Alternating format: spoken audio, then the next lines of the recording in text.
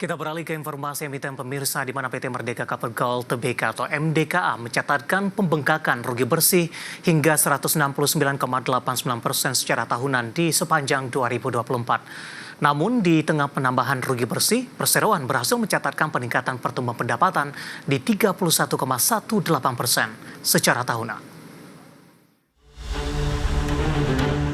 Dikutip dari Keterbukaan Informasi Bursa Efek Indonesia, PT Merdeka Copper Gold Tbk mencatatkan rugi bersih membengkak hingga 169,89% year on year menjadi 55,76 juta dolar Amerika di akhir 2024 dibandingkan tahun sebelumnya dengan mencatatkan rugi bersih di 20,66 juta dolar Amerika Serikat.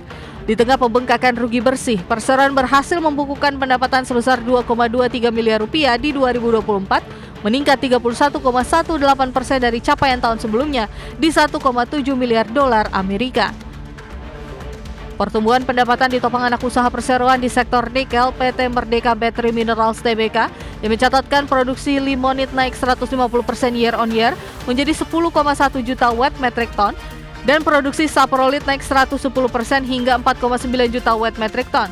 Di sisi hilir, fasilitas smelter MBMA juga menunjukkan peningkatan produksi di 82.161 ton nikel picron atau NPI, tumbuh 26% year on year, dan produksi 50.315 ton high grade nickel matte, tumbuh 66% year on year. Di tengah kenaikan harga pendapatan, beban pokok pendapatan mencapai 2,06 miliar dolar Amerika di 2024 meningkat 32,13% year on year. Hal ini membuat laba kotor masih tumbuh 21,06% year on year menjadi 176,35 juta dolar Amerika.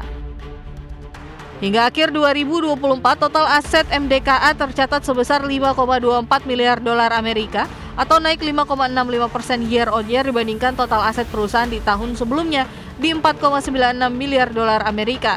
Nilai aset MDKA di 2024 terdiri dari liabilitas sebesar 2,32 miliar dolar Amerika dan ekuitas sebesar 2,92 miliar dolar Amerika Serikat.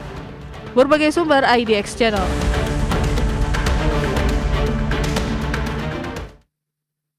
Pemirsa, sektor barang baku merupakan salah satu sektor pemberat utama pergerakan indeks harga saham gabungan di perdagangan sesi pertama pada siang tadi, pemirsa.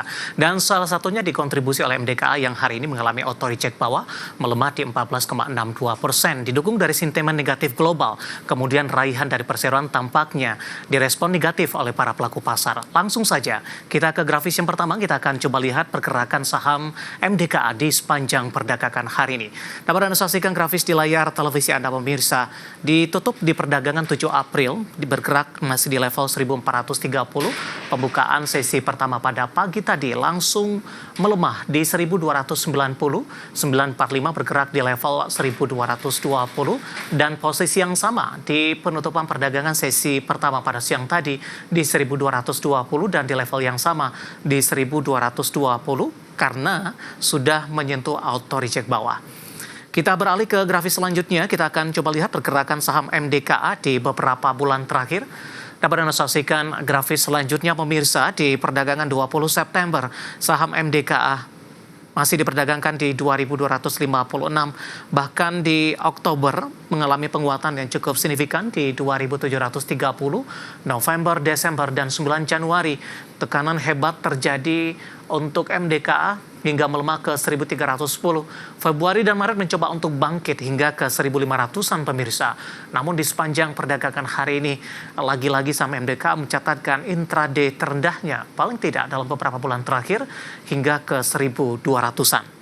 Dari sisi valuasi dengan beberapa indikator yang ada, pemirsa, kita beralih ke grafis selanjutnya, kita akan coba lihat dari indikator price to earning ratio-nya atau PER dari MDKA minus di 33,26 kali, PSR-nya di 0,83 kali, sementara PBV sudah berada di atas 1 kali, tepatnya di 2,01 kali, VCFR di 12,45 kali.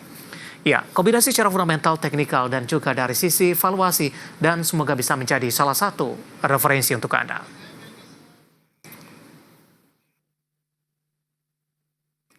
Kita akan jeda kembali dan tetap di tempat Anda. Setelah ini kita akan review jalannya perdagangan di sepanjang perdagangan hari ini, di mana indeks harga saham gabungan mengalami koreksi yang cukup dalam. Kami akan segera kembali.